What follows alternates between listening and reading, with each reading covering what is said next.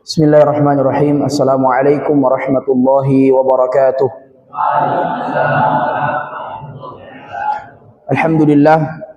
Alhamdulillahi ala ihsanih wa syukru lahu ala taufiqihi wa amtinanih.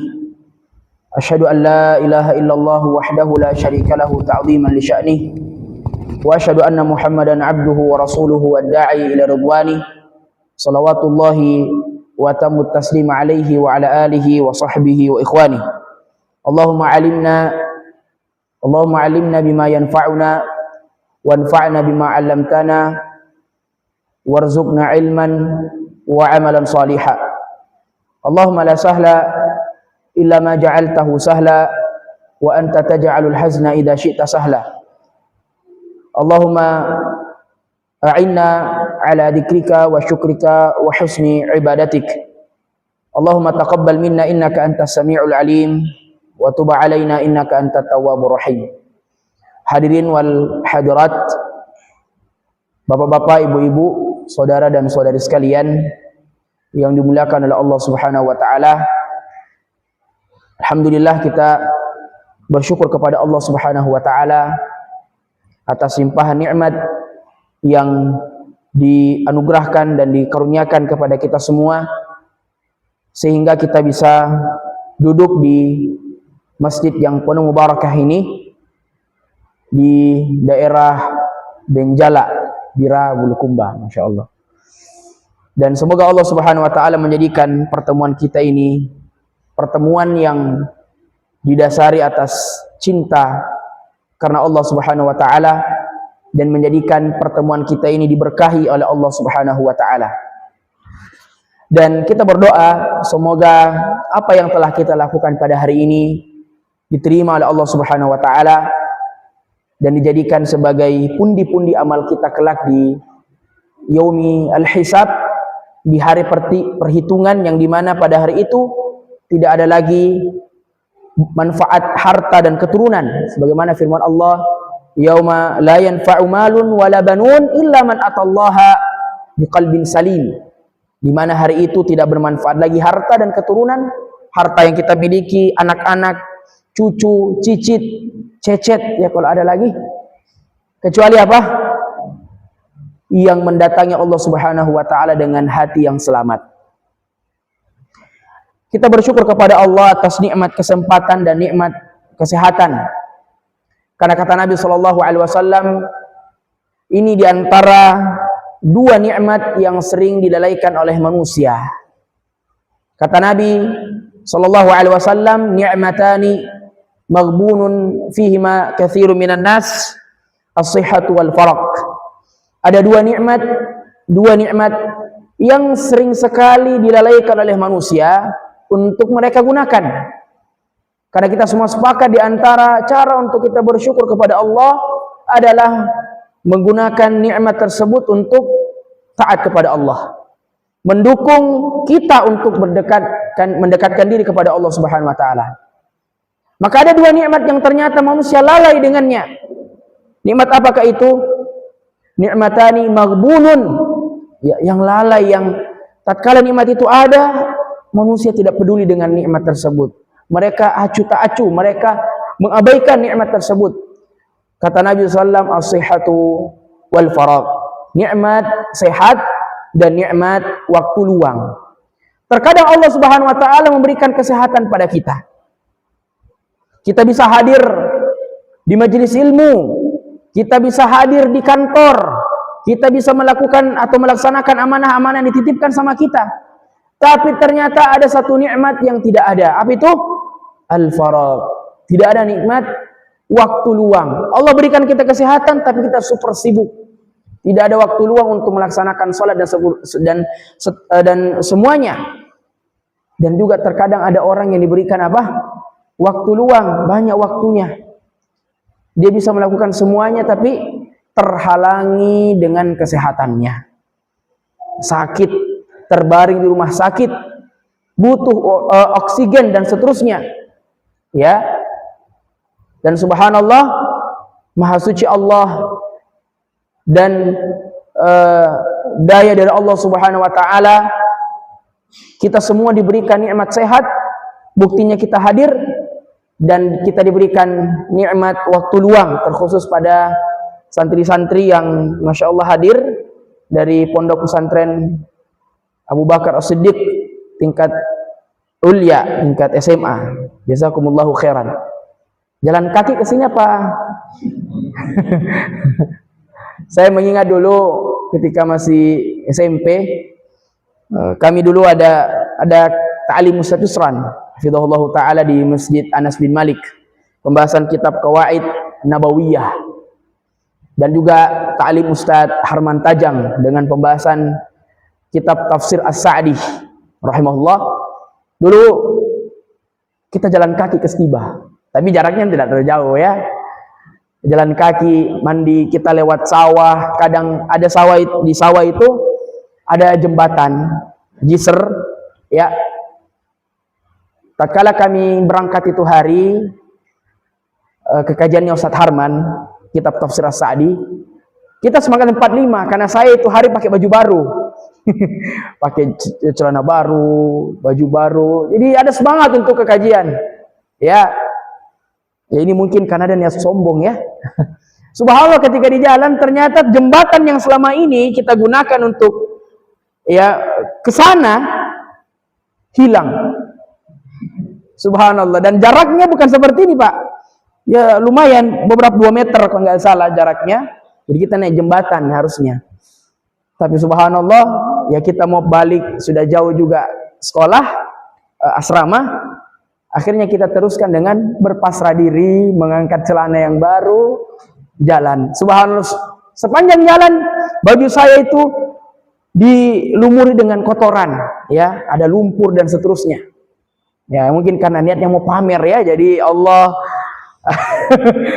kasih jarrah kau suruh mau kau sombong dengan baju. Akhirnya ketika sampai di Stibah, saya minta tolong dengan Ustadz Zulfadli hafizahullah, yang sekarang beliau ditimpa musibah kehilangan motor kendaraan. Saya kurang tahu apakah sudah ada motornya sekarang apa belum, tapi kita doakan semoga Allah berikan yang terbaik, penggantian terbaik kalau memang belum dapat. Akhirnya kita melangsungkan ta'lim dengan baju yang bau lumpur, dengan menggunakan sarung. Celana yang tadinya baru, warna putih lagi celananya, Bapak sekalian, semuanya kotor. Tidak bisa juga hilang, akhirnya saya buang. Bukan buang, jadikan lap itu hari. Jadi saya kira adik-adik dari pesantren Abu Bakar Siddiq jalan kaki, naik mobil? Oh, saya kira naik. Kalau jalan kaki berapa jam? Mungkin ya at-ta'ab luar biasa. Jamaah sekalian yang dirahmati Allah Subhanahu wa taala, tema kajian kita pada malam hari ini berbicara tentang, ini baru kedengaran suaranya. Apakah ujian hidup yang Allah berikan kepada kita, apakah itu sebagai teguran atau tanda cinta Allah sama kita? Kita mungkin ingin flashback bagaimana suasana tatkala kita sekolah, SD, SMP, SMA, kuliah. Di antara cara guru-guru kita untuk mengecek kompetensi yang ada pada diri kita, kompetensi pengetahuan kita adalah melaksanakan ujian. Baik itu ujian tengah semester atau akhir semester, UAS atau mid atau UAS. Jadi selama proses belajar kita, bagaimana cara guru kita untuk mengetahui ini anak paham jika pelajaran, nah paham jika, nah tahu jika, caranya adalah di tes, diuji. Dan barang siapa yang lulus dari ujian tersebut, ini menandakan bahwa dia apa? Paham dengan pelajaran yang diberikan sama gurunya. Makanya terkadang guru itu juga curhat. Ya, ternyata selama ini, ya kalau dia biasanya mau bagikan hasil ujian, kadang dia mengutarakan rasa kekecewaannya. Ternyata selama ini ketika saya mengajar tidak ada yang paham. Buktinya apa? Banyak yang nilainya merah, telur dia dapat 0. Kalau kita bahasa kita di Stibah, rosib, gagal. Ya, ternyata antum tidak paham. Sudah ditanya, fahimtum? Fahimna Ustaz? Paham ya Ki? Iya paham, aman. Apa aman? Ternyata ujiannya tidak aman. Maka Allah Azza wa Jalla tatkala ingin melihat mana hambanya yang betul-betul bertakwa sama dia, Mana hambanya betul-betul beriman sama dia. Bagaimana Allah mengecek? Dengan dia diuji. Kata Allah Subhanahu wa taala, Alif Lam Mim. Ahasiban nasu ayyutraku ayyakulu amanna billahi wa hum la yuftanun. Alif Lam Mim, kata Allah, apakah cukup bagi manusia mengatakan saya beriman sama Allah, wa hum la yuftanun, tapi mereka tidak apa? Tidak diuji. Kemudian kata Allah di ayat selanjutnya yang berarti, sesungguhnya banyak orang yang telah menang sebelum kalian diakibatkan karena diuji. Inna khalaqanal insana min nutfatin, apa kata Allah? Nabtalihi faja'alnahu sami'an basira. Kata Allah Subhanahu wa taala, sesungguhnya kami menciptakan manusia dari nutfah, dari segumpal darah. Amsyajin nabtalih, untuk kami apa? Uji. Tujuan kedua yang Allah ciptakan, yang Allah tujukan kepada manusia setelah mereka beribadah kepadanya adalah ingin diuji. Alladzi khalaqal mauta wal hayata liyabluwakum ayyukum ahsanu amala. Tabarakalladzi biyadihil mulk. Maha suci Allah, maha tinggi Allah dengan kerajaannya. Ya. Wa huwa ala kulli syai'in qadir, yang dengannya dia bisa melakukan apa aja. Semua dia bisa lakukan. Kalau Allah mengatakan kun fayakun, maka dari sini tidak ada yang mustahil bagi Allah Subhanahu wa taala. Kita mau sukses, Allah hanya bisa membalik takdir itu, kita bisa menjadi sukses. Allah bisa mentakdir yang darinya kita miskin, yang darinya kita fakir, tidak ada harta. Tapi Allah membalik takdir tersebut, yang darinya fakir menjadi orang yang ghani, orang yang kaya. Tidak ada yang mustahil bagi Allah Subhanahu wa taala. Wa huwa ala kulli syai'in qadir. Nah, di ayat selanjutnya Allah mengatakan apa? Alladzi khalaqal mauta, yang menciptakan kematian, wal hayatah, dan kehidupan. Tujuannya untuk apa? Untuk melihat siapa di antara kalian yang paling top amalannya, yang paling mumtaz amalannya, yang paling the best amalannya, yang paling baik amalannya. Inilah tujuan Allah Subhanahu wa taala ciptakan kita setelah kita diuji, setelah kita beribadah kepada Allah Subhanahu wa taala. Nah, pertanyaannya, apakah ujian hidup yang kita rasakan sekarang, apakah bentuknya teguran dari Allah atau tanda cinta dari Allah Subhanahu wa taala? Kita semua ini diuji. Dan tentu beda-beda ujian, tak semua. Untuk adik-adikku santri, ujiannya jauh dari orang tua. Ujiannya mungkin ekonominya pas-pasan, uangnya pas-pasan, betul atau tidak? Mau makan lezat tidak bisa. Mungkin makan ayam crispy sulit. Wallah alam, kalau saya kemarin dapat MBG ayam crispy, masya Allah, ada sambalnya, ada acarnya. Tapi secara umum kita sulit. Bagi para bapak-bapak, mohon maaf, yang PNS, ya. Karena saya kebetulan punya teman, orang tuanya PNS. Dia orang tuanya juga curhat. Ya, kita ini kadang ustaz tempat curhat juga ya. Ya, sebenarnya kurang bagus kita dengar juga cerita orang lain. Ya, tapi kita ingin mendengarkan keluh kesah mereka. Di antara mereka hartanya sedikit, uangnya kasihan sedikit, pas-pasan. Baru anaknya banyak. Bahkan anaknya semua laki-laki. Kalau laki-laki semua anaknya, berarti dia apa? Siap menyediakan uang panai untuk menikah, kasihan. Dia curhat, saya ini nak, penghasilanku sebulan tidak sampai sekian-sekian juta, hanya sekian saja. Saya ini nak, dan seterusnya. Akhirnya orang tua ini, teman orang tua kawan saya, banyak bisnis tambahannya. Kebetulan anaknya di pesantren, dia jadikan ladang berbisnis. Anaknya jual baju, jual celana batik, jual ini, jual makanan, seterusnya. Bapaknya penjual AC kipas. Masya Allah. Dan saya betul lihat perjuangan orang tua itu. Kita rezeki kita pas-pasan, dan itu Allah sudah kullu syai'in bimiqdar. Kata Allah, semuanya sudah diukur, semuanya sudah diatur sama Allah Subhanahu wa taala. Rezeki kita, ajal kita, kata Nabi SAW, inna ahadakum yujma'u khalquhu fi batni ummihi 40 yawman. Summa yakunu 'alaqatan mithla dhalik, summa yakunu mudghatan mithla dhalik, summa yursalu ilaihi al-malak fayunfakhu fihi ar-ruh wa yu'maru bi 4 kalimat. Tatkala kita ingin dilahirkan, ingin dikeluarkan dari rahim ibu kita, datang malaikat meniupkan ruh. Tapi sebelum itu dia diperintahkan, malaikat diperintahkan untuk mencatatkan beberapa hal kepada manusia yang akan dikeluarkan ini. Di antaranya adalah rezeki. Bikatbi rizqihi wa amalihi wa ajalihi, aw syaqiyun aw sa'idun. Bagaimana takdir kita, bagaimana ajal kita, batas waktu kita, bagaimana hitungan rezeki kita. Kita semua diuji oleh Allah Subhanahu wa taala. Saya juga punya ujian, ya. Tatkala orang yang semakin dekat dengan Allah Subhanahu wa taala, kadang semakin tebal ujiannya. Karena kenapa? Ingin diuji keimanannya, apakah betul-betul ini iman yang hakiki, yang iman sejati, apa palsu. Kapan dilihat? Tatkala dia diuji oleh Allah Subhanahu wa taala. Ujian terkadang dia menjadi teguran.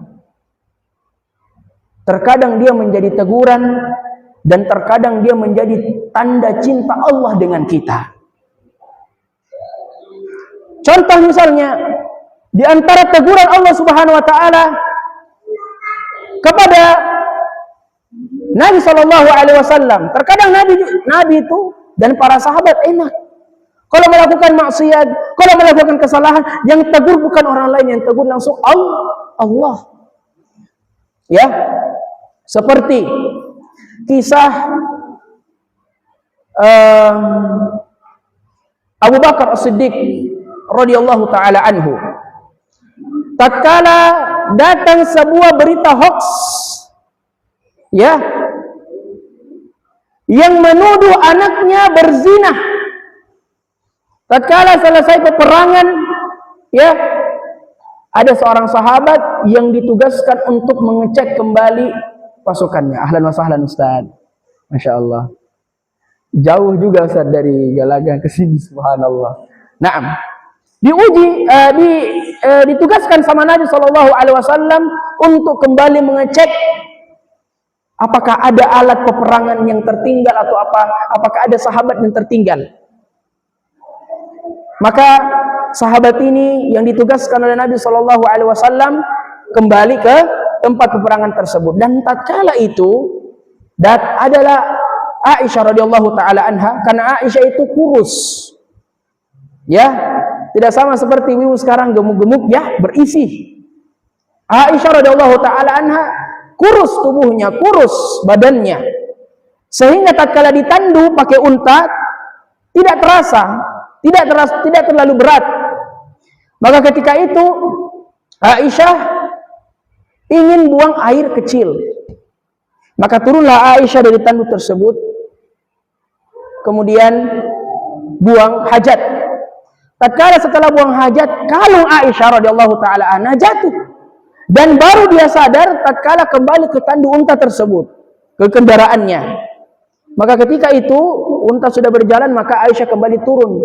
Tapi karena kurus Aisyah, maka sang sopir yang menjalankan, mengemudikan unta ini tidak merasa bahwa kayak ada sesuatu yang kurang, karena badannya Aisyah yang kecil. Mungkin kalau besar, kalau turun, kenapa ringan-ringan ini? Dia balik, ternyata tidak ada. Tapi Aisyah karena kurus, jadi sopirnya tidak merasakan apa-apa. Maka Aisyah kembali ke tempat buang hajatnya tersebut dan mengambil kalungnya. Tatkala Aisyah kembali, sudah pergi rombongan, dan sampai, ya, perjalanan sudah lama berlangsung, tidak sadar sopirnya. Maka datanglah tadi sahabat yang ditugaskan oleh Nabi SAW untuk mengecek kembali tempat peperangan. Ya, saya lupa nama sahabatnya, mungkin ada yang bisa ingatkan nanti. saya berusaha mengingat, maka dia menemukan Aisyah radhiyallahu taala anha. Ya, ada apa? Kenapa engkau tertinggal? Kenapa engkau sendirian? Saya ditinggalkan karena tadi saya sudah mengambil kalung saya yang jatuh. Maka dia berangkat dengan Aisyah ke kota. Nah, tatkala sampai di kota, begitulah orang-orang munafik. Orang-orang munafik berusaha mencari kelemahan dan kecacatan Islam, kesalahan Islam, ingin merendahkan Islam dengan kesalahan tersebut. Akhirnya datanglah seorang orang munafik yang menunggu dan melihat apa yang terjadi di pintu gerbang kota Madinah. Maka tatkala itu datanglah Aisyah berduaan dengan sahabat yang ditugas oleh Nabi Shallallahu Alaihi Wasallam untuk kembali melihat barang-barang yang tertinggal. Tidak ada ditemukan, hanya Aisyah yang dia temukan. Maka sampailah di kota Madinah, dia menanyakan, sungguh Aisyah telah berbuat zina, sudah selingkuh, sudah menyelingkuhi suaminya Shallallahu Alaihi Wasallam. Maka tersebarlah kabar tersebut di kota Madinah. Ya, di kota Madinah. Sampailah masalah tersebut ke telinga Nabi Shallallahu Alaihi Wasallam, bahwa istrinya yang tercinta Aisyah Humairah yang dia cintai berzina, selingkuh. Maka seorang manusiawi, seorang suami juga mempercayai hal tersebut. Nabi juga percaya sampai beberapa hari beliau Shallallahu Alaihi Wasallam tidak berkomunikasi dengan Aisyah. Abu Bakar As-Siddiq sebagai ayah yang cinta dengan anaknya tetap membela anaknya, bahwa dia yakin anak saya tidak seperti ini. Ya, maka datanglah Mistah. Mistah adalah seorang yang selama itu dibiayai sama Abu Bakar As-Siddiq. Ya, orang yang dibiayai kehidupannya semuanya dibiayai, dari makannya, intinya semua kebutuhannya dibiayai sama Abu Bakar As-Siddiq radhiyallahu taala anhu. Maka sampailah berita ini juga ke Mistah, bahwa tantenya Aisyah berselingkuh, berzina dengan sahabat yang lain. Maka Mistah ini juga ikut memviralkan, menyebarkan berita hoax tersebut sampai juga ke telinganya Abu Bakar As-Siddiq. Maka apa yang dia katakan Abu Bakar As-Siddiq tatkala mendengarkan Mistah menyebarkan berita hoax tersebut, Abu Bakar As-Siddiq mengatakan, hari ini tidak ada lagi nafkah untukmu. Abu Bakar menghentikan semua nafkah kepada Mistah tersebut. Ya, namanya orang sakit, dan itu manusiawi. Tatkala kita mungkin selalu berbuat baik sama orang, kita sering traktir, kita sering berikan kebaikan. Tatkala dia khianat sama kita, kita wajar marah, kita wajar memutuskan kebaikan kita sama dia. Ya, maka diputuskan kebaikan tersebut. Dan subhanallah, tambah keras ini permasalahan. Maka Nabi Shallallahu Alaihi Wasallam tidak mencumbui, tidak mencium, tidak mengajak bicara Aisyah selama beberapa hari. Sampailah turun ayat tentang haditsatul ifk, ya, perselingkuhan, terjadi berita hoax tersebut. Yang paling pertama ditegur sama Allah, ya, ini adalah ujian apa? Ujian keimanan dan ujian kepercayaan kepada orang-orang terdekat. Maka ini adalah Allah menegur siapa pertama? Apakah Allah Subhanahu wa taala menegur Rasulullah? Bukan. Apakah Allah Subhanahu wa taala menegur Aisyah? Bukan. Yang Allah tegur Abu Bakar As-Siddiq. Apa yang ditegur? Wal ya'tu wal yasfahu fa innallaha ghafurur rahim. Allah menegur Abu Bakar untuk tidak apa? Untuk tidak memutuskan kebaikannya selama ini kepada Mistah. Wahai Abu Bakar, jangan kamu putuskan, tetap kamu lanjutkan dan maafkan. Wal ya'fu wal yasfahu.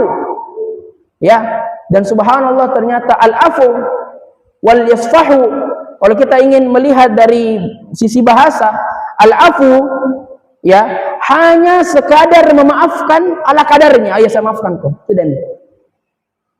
Tapi masih apa? Masih ada bekas di hati tak. Seperti Nabi SAW pernah Wahsy pada mau dengar pernah membunuh pamannya Hamzah. Maka Wahsy meminta maaf kepada Nabi SAW. Akan tetapi kata Nabi SAW, saya tidak maafkan engkau. Saya maafkan engkau, Fan. Saya maafkan engkau, tapi tolong jangan kau kasihlah ke mukamu. Artinya apa? Masih ada asar-asar dalam hati, masih ada pengaruhnya, masih ada bekasnya. Tapi kata Allah Subhanahu Wa Taala, setelah dimaafkan, wal yasfahu, hilangkan itu kedengkian, hilangkan itu rasa marahmu kepada dia, kembalilah beramal seperti sebelumnya.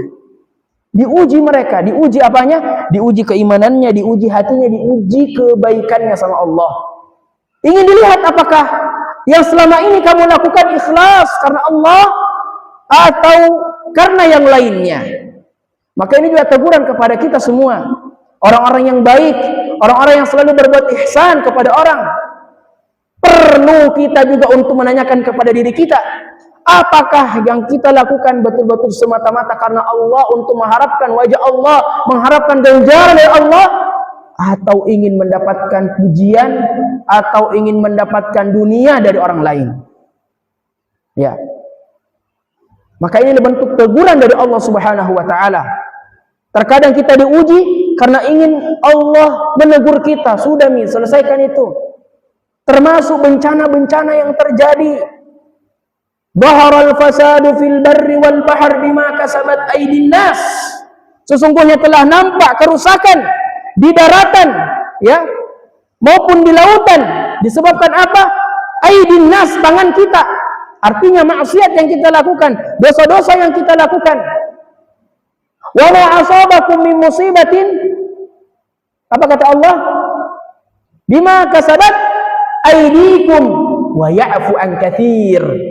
Sesungguhnya musibah itu datang disebabkan karena kalian, ujian itu datang disebabkan karena kalian, tapi Allah menutupnya dengan kata apa? Wa ya'fu an katsir. Tapi Allah memaafkan mereka dengan pemaafan yang banyak. Terkadang Allah menguji kita. Di antara bentuk ujiannya adalah kita ditegur dengan bencana misalnya. Sudah cukup untuk kita melakukan banyak maksiat, mari kita kembali kepada Allah. Karena azab Allah Subhanahu Wa Taala tidak memandang siapa di dalamnya, ada ustadz kah, ada orang soleh kah, tapi semua melakukan maksiat, tidak ada beramal ma'ruf nahi munkar, semua kena azab.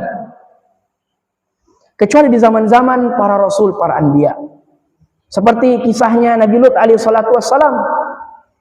Nabi Lut dikabarkan untuk apa? Untuk bersiap-siap. Karena di waktu subuh, di waktu untuk diazab kaum Lut. Alaysa subuhu biqarib. Tatkala disampaikan, malaikat Jibril menyampaikan kepada Lut, wahai Lut, bergegaslah, karena sebentar lagi akan diturunkan azab kepada kaummu. Jangan engkau mengajak istrimu dan anak-anakmu, ajaklah mereka yang beriman denganmu, yang mengikuti perintahmu. Maka diperintahkan kepada Lut untuk segera berangkat. Tatkala dia berangkat, istrinya berteriak dari belakang. Tapi kata malaikat Jibril, jangan engkau berbalik. Jangan engkau mengambil istrimu, jangan engkau mengambil anak-anakmu, karena mereka apa? Mereka juga melakukan azab. Mereka melakukan dosa yang sangat besar. Mereka mendukung LGBT, penyuka sesama jenis, wal iyadu billah. Dan inilah yang mengundang murka Allah Subhanahu Wa Taala. Dan kalau Allah murka dengan kita, ya, wal iyadu billah, begitu besar azab Allah Subhanahu Wa Taala. Banyak sekarang terjadi bencana. Dan terkadang bencana itu datang, kalau kita lihat menjelang hari Natal. Kapan terjadi Sumatera? Kapan terjadi bencananya Sumatera? Bulan Desember. Bulan Desember ada hari apa? Hari Natal. Tanggal berapa?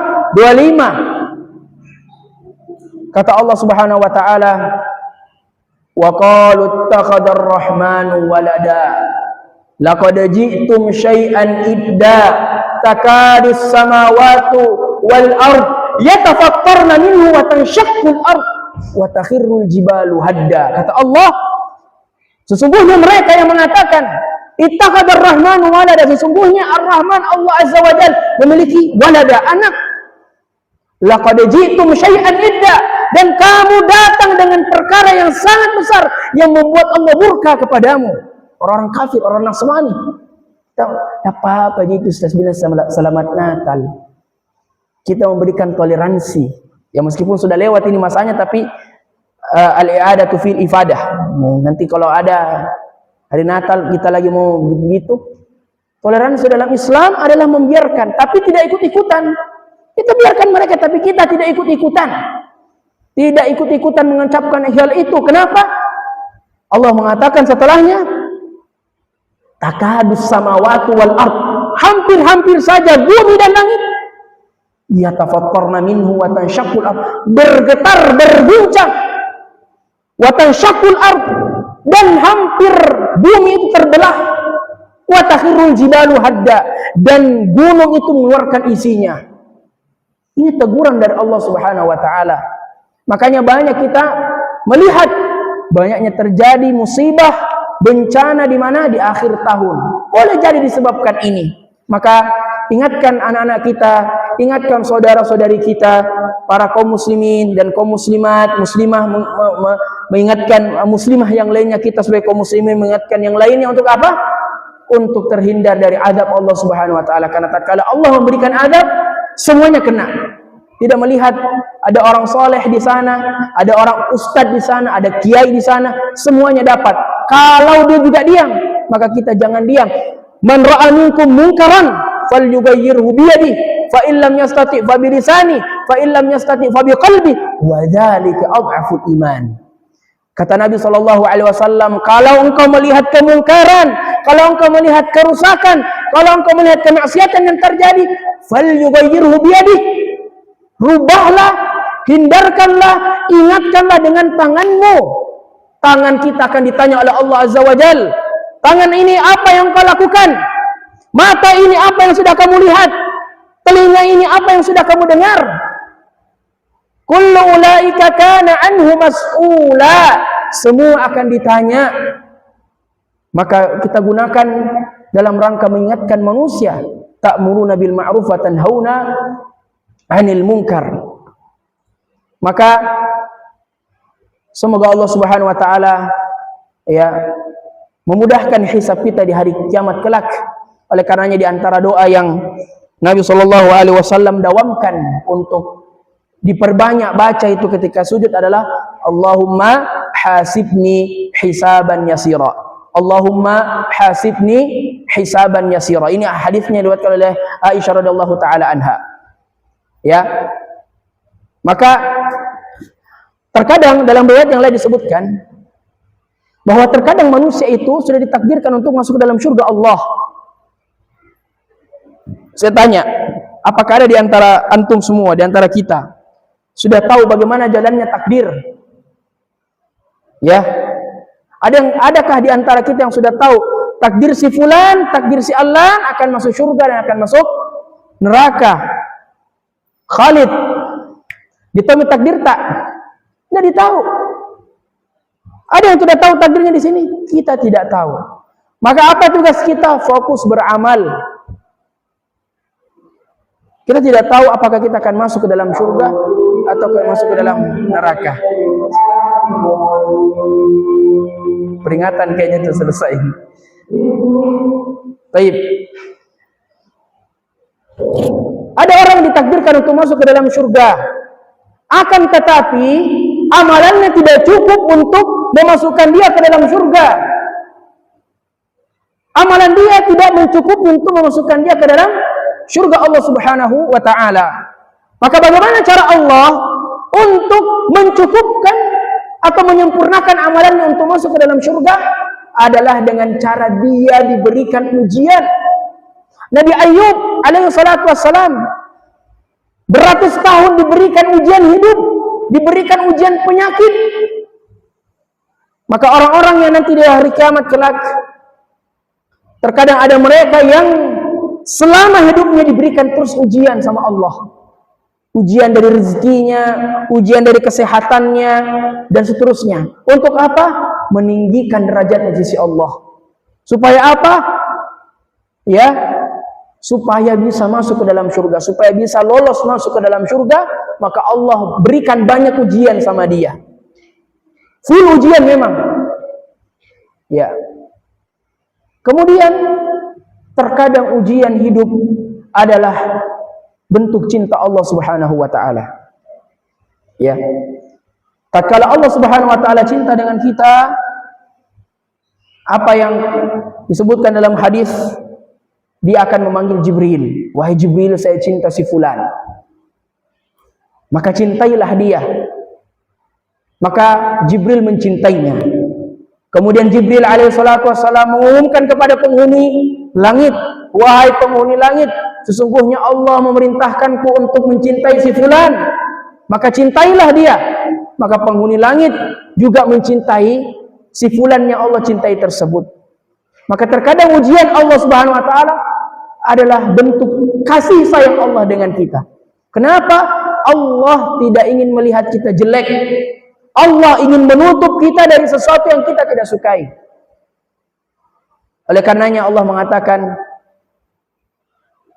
wa asa an takrahu syai'an wa huwa khairul lakum wa asa an tuhibbu syai'an wa huwa syarrul lakum wallahu ya'lamu wa antum la ta'lamun. Boleh jadi ada sesuatu yang kita suka tapi Allah tidak suka bagi kita. Karena kita suka dan tapi Allah tidak suka dengan kita, menjadi ujian. Apa ujiannya? Nahan diri. Tidak bisa melakukan apa-apa.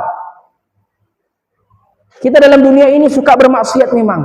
Godaannya selalu tinggi karena kata Nabi sallallahu ad-dunya sijnul mu'min wal jannatul kafir. Dunia itu adalah penjaranya kaum muslimin, penjaranya orang soleh. Kenapa? Kenapa dikatakan penjara? Karena tidak semua kelezatan bisa kita lakukan. Wal jannatul kafir. Dan surga bagi orang-orang kafir. Kenapa? Karena terbuka, mau maksiat silahkan, mau kawin sesama jenis silahkan, mau berzina berkali-kali silahkan. Tidak ada aturan hidup mereka. Maka menjadi ujian bagi kita. Kita suka tapi Allah tidak suka dengan kita. Tidak suka dengan apa yang kita harapkan. Banyak teman-teman saya yang kadang curhat, saya ini rezeki mau masuk TNI, mau jadi TNI sebenarnya, tapi kenapa terjebak di stibah? Banyak seperti itu. Saya ini mau jadi polisi dulu. Itu banyak teman-teman saya curhat, tolong nasihat dan lures. Saya ini mau masuk TNI, tapi kenapa terjebak di stibah? Saya bilang mungkin ada sesuatu yang Allah cinta sama antum, maka Allah lindungi antum. Itu tadi ayatnya, wa asa an tuhibbu syai'an wa huwa syarrul lakum wa asa an takrahu syai'an wa huwa khairul lakum. Ya. Boleh jadi ada juga yang kita benci. Tapi itu menjadi sesuatu yang Allah cinta dengan kita. Wa asa an takrahu syai'an wa huwa khairul lakum. Kita benci sama dia, tapi itu lebih baik bagi Allah. Kemudian Allah mengakhiri ayatnya, wallahu ya'lamu wa antum la ta'lamun. Dan Allah tahu apa yang mereka tidak ketahui. Maka kita dalam dunia ini dituntut untuk beramal soleh, untuk selalu memperbanyak ibadah, untuk memperbanyak amalan, untuk fokus beramal, karena ada tidak yang expect dengan kehidupannya sekarang. Khalid misalnya, ya karena dia saya kenal. Antum tidak nyangka, antum nyangka tidak bahwa diri antum bisa seperti ini sekarang? Tidak. Saya juga pribadi tidak nyangka bisa menjadi seperti ini, duduk di sini, ceramah dan seterusnya. Tidak ada yang melihat, tidak ada yang mengetahui. Itulah takdir. Kita dituntut apa? Beramal ki, sholat ki, puasa ki. Ya, kerjakan semua amalan soleh yang Allah kerjakan, yang Allah perintahkan. Maka kita di dunia ini diuji penuh dengan ujian. Tapi kita beringat ujian itu dengan bersabar. Dengan bersabar. Kesabaran kita insya Allah menjadi pahala. Tatkala kita diberikan ujian rezeki, ya, tidak ada pemasukan, semakin sedikit harta, Allah uji kita dengan kefakiran. Ya. Tatkala kita bersabar, ya. Kalau kita punya masalah bersabar. Karena kata Allah, tatkala kita tidak sabar, sudah solusi disuruh cari sendiri. Allah tidak mau sama kita. Tapi kalau kita bersabar menjalaninya, kemudian memperbanyak doa, maka Allah Subhanahu wa taala akan membersamai kita. Ya. Kita belum masuk dalam kajian hadis kita ini. Ada satu hadis yang ingin saya bahas, tapi karena waktu yang membatasi, sudah masuk waktu juga Sadik? Belum? Masih bisa ya sebentar insyaallah. Terakhir, semoga amalan-amalan ini bisa kita kerjakan. Ya. Kata Nabi SAW ketika itu ditanya sama Mu'adz bin Jabal, qal ya Rasulullah akhbirni bi'amalin yudkhiluni al-jannah wa yuba'iduni 'anil nar. Ya Allah, kabarkanlah kepadaku dengan amalan yang akan memasukkanku ke dalam surga dan akan menjauhkanku dari neraka. Maka Nabi SAW mengatakan, laqad sa'alta an 'azimin. Engkau sudah menanyakan perkara yang sangat luar biasa, perkara yang besar. Apa itu? Tentang amalan yang akan memasukkan seseorang ke dalam surga dan amalan yang akan menjauhkan seorang hamba dari neraka. Wa innahu la yasirun ala man yassarallahu ta'ala alaihi. Maka sesungguhnya dia akan mudah melakukannya tatkala Allah mudahkan baginya. Yang pertama, ta'budullaha la tusyriku bihi syai'an. Engkau tidak melakukan syirik, engkau tidak menyekutukan Allah Subhanahu wa taala. Wa tuqimus salata, dan engkau melaksanakan salat, wa tu'tiyaz zakata. Kemudian engkau memberikan zakat, wa tasuma Ramadan, dan engkau berpuasa di bulan Ramadan, wa tahujjul bait, dan berhaji. Summa qala, kemudian Nabi sallallahu alaihi wasallam mengatakan, ala adulluka ala abwabil khair? Ya, maukah engkau aku tunjukkan amalan yang bisa memasukkan kau kepada pintu-pintu kebaikan? Maka Nabi sallallahu alaihi wasallam mengatakan, as-shaumu junnah. Ya, wa as-sadaqatu tudfi'ul khati'ata kama yudfi'ul ma'un nar. Wa salatul rajuli fi jawfil lail. Summa tala tatajafa junubuhum 'anil madaji hatta balagha ya'malun tayyib. Yang pertama adalah as-shaumu junnah. Ay mani yamna sahibuhu fid dunya wa yamna sahibahu fil akhirah. Yaitu kita menahan diri kita dari syahwat. Ya, karena shoma yasumu artinya menahan, tidak selamanya shoma yasumu puasa menahan diri dari makan dan minum, tapi shoma yasumu itu berarti menahan secara umum. Menahan diri kita dari semua sesuatu yang Allah larang. Kemudian yang kedua, was-shadaqatu tudfi'u al-khati'ata kama yudfi'ul ma'un nar. Dengan kita bersedekah, dia akan memadamkan kesalahan, ya, kama yudfi'ul ma'un nar, seperti air yang memadamkan api. Artinya kita dituntun untuk memperbanyak sedekah. Kata Allah Subhanahu wa taala, alladzina yunfiquna fis sarra'i wad dharra wal kadhimina al ghaidha wal 'afina 'anil nas wallahu yuhibbul muhsinin. Poin penting adalah yang berinfak di masa lapang atau di masa sempit. Wallahu yuhibbul muhsinin, termasuk penghuni surga, dan Allah cinta dengan orang yang berbuat baik. Kemudian yang terakhir sekali adalah qiyamul lail, bangun salat malam untuk melaksanakan qiyamul lail. Maka Allah mengatakan tatajafa junubuhum 'anil madaji, sesungguhnya orang-orang dulu itu menjauhkan dirinya, lambungnya jauh dari tempat pembaringannya. Kenapa? Mereka menghidupkan malamnya dengan beramal soleh, yaitu salat qiyamul lail. Maka jamaah yang dirahmati Allah Subhanahu wa taala, kita berdoa kepada Allah Subhanahu wa taala semoga Allah memberikan kita taufik, memberikan kita kekuatan, memberikan kita keistiqomahan. Ya muqallibal qulub, tsabbit qulubana ala ta'atik. Wahai maha membolak-balikan hati, teguhkanlah hati kami semua di atas ketaatan kepadamu. Demikianlah kajian kita pada malam hari ini. Semoga Allah memberikan kita keistiqomahan, memberikan kita ilmu yang bermanfaat, kemudian kita bisa menyampaikan kepada yang lain. Subhanakallahumma wa bihamdika, nasyhadu an la ilaha illa anta wa nastaghfiruka wa natubu ilaik. Wassalamualaikum warahmatullahi wabarakatuh. Orang nelpon kayaknya. Silahkan adzan, kemudian